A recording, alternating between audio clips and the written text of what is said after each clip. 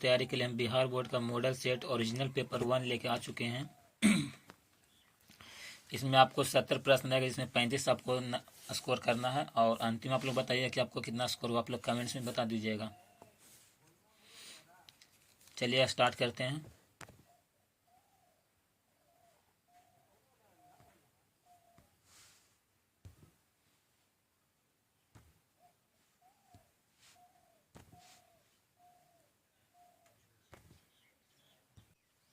तैंतीस प्रश्नों का उत्तर दें। 35 टाइम्स 1 इक्वल्स 35। एक, निम्नलिखित में से कौन प्रतीक मैथुन के लिए है? ए, बी, सी, डी। पहला में आप लोग को ऑप्शन नहीं दिया क्योंकि उसमें फिगर था, तो फिगर इसमें बना नहीं पाए, इसलिए पहला में आप लोग को हम ऑप्शन दे रहे हैं भी।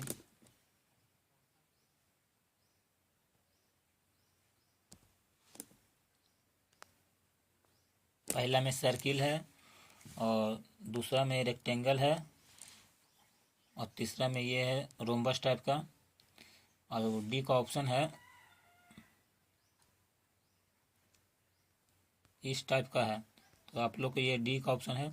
आप लोग कमेंट्स करना कि इसमें कौन होगा पहला का।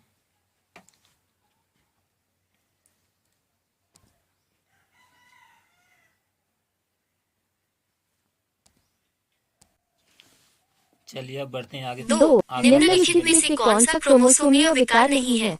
Down syndrome, B. निम्नलिखित में से कौन सा क्रोमियम विकार नहीं है? पहला है डाउन सिंड्रोम। आप ऑप्शन सुनिए आप लोग। क्लाइनफेल्टर सिंड्रोम, सी टर्नर सिंड्रोम, डी फिनाइलकीटोनुरिया। इसमें ऑप्शन आपको चारों दिया हुआ है, और चार में से आपको एक ऑप्शन मारिए, बताइए दूसरा कितना आंसर होगा। दूसरा का आंसर हो जाएगा। चलिए आप लोग कमेंट्स करिए जल्दी। दूसरा का ऑप्शन होगा डी, फिनाइल कीटोनेरिया। चलिए हम बढ़ते हैं अगला प्रश्न के लिए।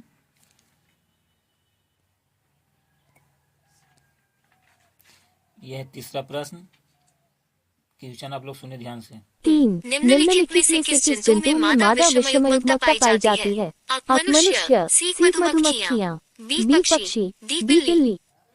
निम्नलिखित में किस जंतु में मादा विषम युग्मकता पाई जाती है?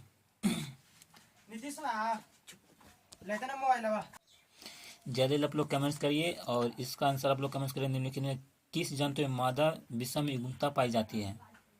तो इसका आंसर हो जाएगा पक्षी, यानी बी आंसर हो जाएगा। जहाँ तहाँ ऑप्शन आगे पीछे आता आप लोग उतना मैनेज कर लीजिएगा, लेकिन नंबरिंग सही दिया हुआ है, ए बी सी डी। 4, विषमयुग्मजी पौधों में जो लक्षण व्यक्त होता है उसे कहते हैं अप्रभावी, बी अप्रभावी, सी सह प्रभावी, डी अपूर्ण प्रभावी। चौथा का विषम युग्मीजी पौधे में जो लक्षण व्यक्त होता है उसे क्या कहते हैं? तो इसका आंसर आप लोग कमेंट्स करिए जल्दी जल्दी।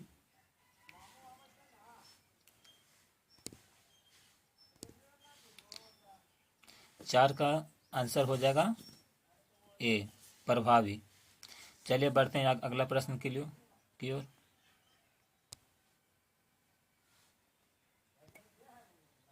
पाँच, आबुरुधिर वर्गों के लिए कितने प्रकार के जीनोटाइप हैं? 3, C6, B2, D8, 6।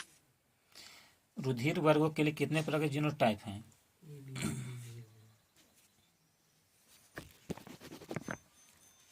5 का जल्दी जल्दी आप लोग कमेंट्स कर दीजिएगा, बताइएगा कितना आप लोग का स्कोर हुआ। अंतिम बताना आप लोग को। 5 का आंसर हो जाएगा सी, यानी 6। चलिए अब अगला क्वेश्चन की ओर चलते हैं। बनाया निम्नलिखित में से किस वैज्ञानिक ने रिकॉम्बिनेशन मैप? निम्नलिखित में किस वैज्ञानिक ने रिकॉम्बिनेशन मैप बनाया? इसमें से कौन सा वैज्ञानिक है जो रिकॉम्बिनेशन मैप बनाया है? आप लोग को 6 का मारना है आंसर। जल्दी आप लोग कमेंट्स करिए। तो इसका आंसर हम बता देते हैं।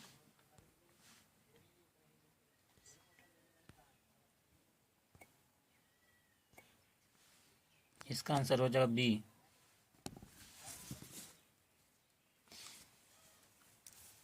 चलिए अब सातवां की ओर। Akmendel, B. Stetiven, C. Sutton और बोवेरी, D. मोगन। 7. एक संकर संकरण प्रयोगों के आधार पर वंशागति के कौन कौन से नियम प्रतिपादित किए गए?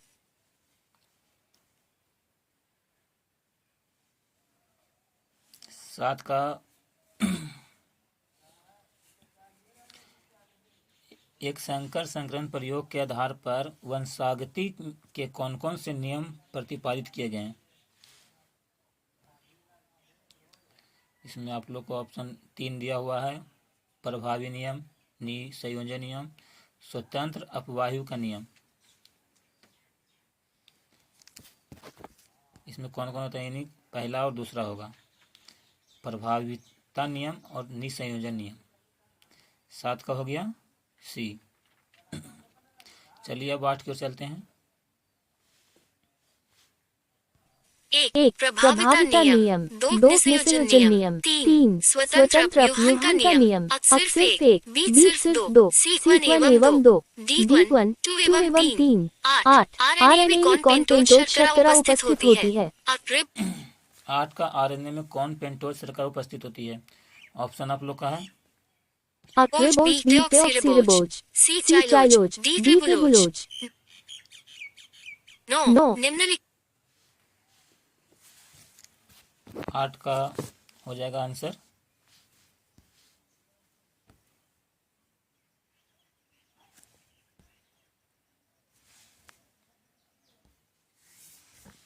आठ का आंसर हो जाएगा ये रिबोज। चलिए अब आगे बढ़ते हैं अगला प्रश्न की ओर। निम्नलिखित में से किस कारणवश D0N0 कुंडली के दोनों पॉलीन्यूक्लियोटाइड रज्जुकों के बीच लगभग समान दूरी बना रखता है? प्रत्येक पॉलीन्यूक्लियोटाइड श्रृंखला का आधार फॉस्फेट शर्करा बना होता है। B. दोनों पॉलीन्यूक्लियोटाइड रज्जुकों में एंटीपैरेलल पोलैरिटी होती है। C. दोनों रज्जुकों में बेस हाइड्रोजन बॉन्ड के माध्यम से जोड़े जाते हैं जो बेस पेयर बनाते हैं। DNA में प्यूरीन पाइरीडीन के विपरीत आता है। चलिए ऑप्शन लगभग सुन लिया। अब इसका आंसर आपको आंसर जल्दी लिखे। 9 का आंसर हो जाएगा सी। दोनों रज्जुकों में बेस हाइड्रोजन बॉन्ड के माध्यम से जोड़ा जाता है जो बेस पेयर बनते हैं, यानी कि इसका आंसर हो जाएगा सी। चलिए अब अगला बढ़ते हैं। 10 का 10 निम्नलिखित में से कौन सा डीएनए की स्थिरता का कारण नहीं है? एक D0N0 के दोनों रज्जुकों एक दूसरे के पूरक हैं। B. D0N0 में मरम्मत संभव है। C. D0N0 में प्रत्येक न्यूक्लियोटाइड अवशेष में पेंटोज शर्करा में 2 हाइड्रॉक्सिल समूह होता है। D. D0N0 में यूरासिल के स्थान पर थाइमिन होता है। 11 चलिए 10 का आप लोग जल्दी जल्दी मारिए आंसर। 10 का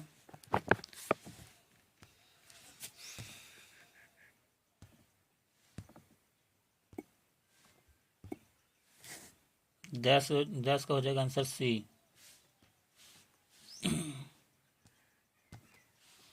डीएनए प्रत्येक न्यूक्लियोटाइड अवशेष में पेंटोज शर्करा में 2 हाइड्रोक्सिल समूह होता है।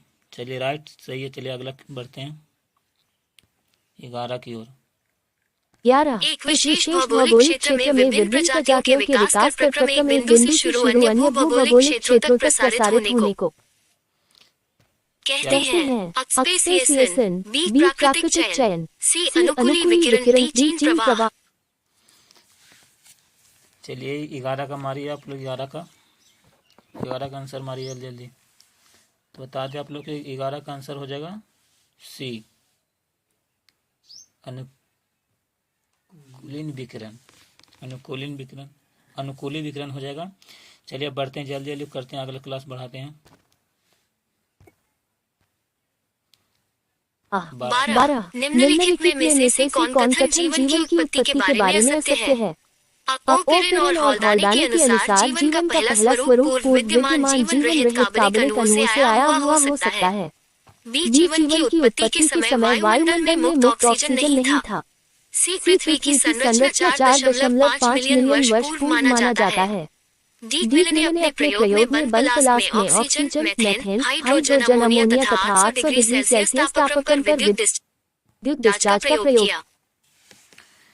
चलिए 12 का मारिए, 12 का आंसर हो जाएगा, 12 का आंसर हो जाएगा डी। मिलर ने अपने प्रयोग में बंद फ्लास्क में ऑक्सीजन, मीथेन, हाइड्रोजन, अमोनिया तथा 800 डिग्री सेल्सियस तापक्रम पर विद्युत डिस्चार्ज का प्रयोग किया था। चलिए सही है,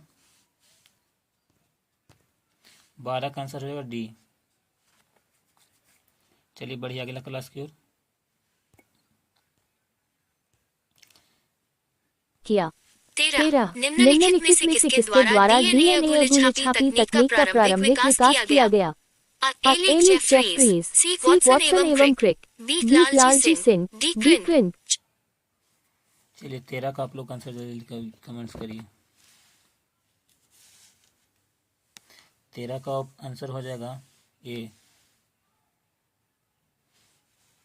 एलेक जेफरीज। चलिए बढ़ते हैं अगला क्लास, 14 का अगला क्वेश्चन। 14 निम्नलिखित में से किस स्थल पर दमनकारी प्रोटीन लेकापेरिन से बढ़ता है? कौन से? ए आइजीन, बी प्रचालित स्थल, सी उन्नायक, डी वाई जीन। 15 निम्न 14 को निम्नलिखित में किस स्थल पर दमनकारी प्रोटीन लैक ओपरिन से बांधता है? पहला है आइजीन, फिर प्रचालक स्थल, उन्नायक, वाई जीन। तो इसका आंसर हो जाएगा यानी बी, प्रचालक स्थल।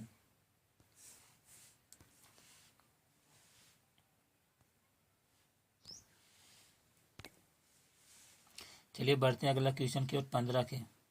निम्नलिखित में से किसने पेनिसिलिन की पुष्टि एक शक्तिशाली तथा प्रभावशाली एंटीबायोटिक के रूप में किया? अर्नेस्ट जैन और हॉवर्ड फ्लोरे, बी अलेक्जेंडर फ्लेमिंग, सी वक्समैन, डी पेबस, डी ट्रिबुलोज। 16 निम्न चलिए 15 का आप लोग आंसर कमेंट्स करिए, और 15 का बता देते हैं अलेक्जेंडर फ्लेमिंग होगा।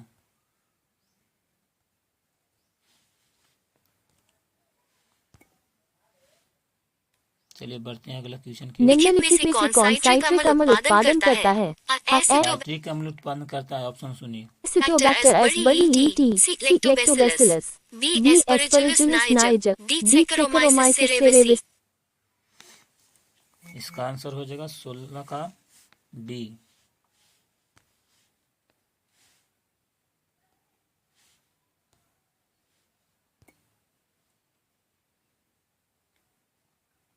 चलिए 17 निम्नलिखित में से कौन कथन स्ट्रेप्टोकाइनेज के बारे में गलत है?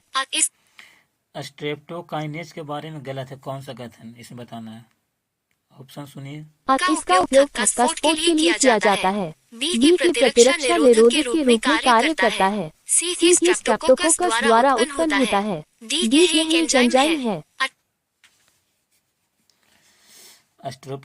स्ट्रेप्टोकाइनेज के बारे में गलत है, नहीं कि स्ट्रेप्टोकाइनेज एंजाइम नहीं है, यहाँ पर दिया हुआ है यह एक एंजाइम है। तो इसका आंसर हो जाएगा डी।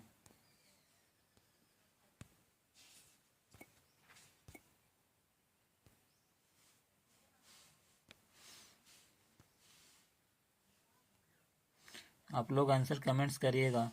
17 का डी हुआ। चलिए अगला की ओर, अगला क्वेश्चन की ओर।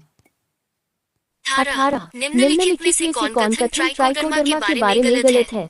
यह मुक्तजीवित कवक है, बी यह मुक्तजीवित जीवाणु है, सी बहुउत्पादक रोगजनक का प्रभावशाली जैव नियंत्रण कारक है, डी जड़ मूल परिस्थिति तंत्र में सामान्यतः पाया जाता है।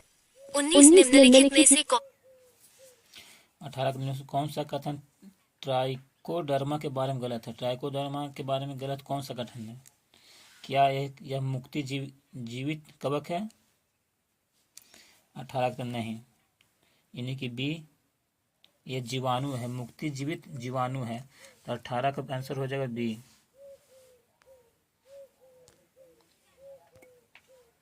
चलिए अगला 19 की ओर। ऐसे कौन कवक को माइकोराइजा बनाता है? अक्रोमस। कौन कवक को माइकोराइजा बनाता है?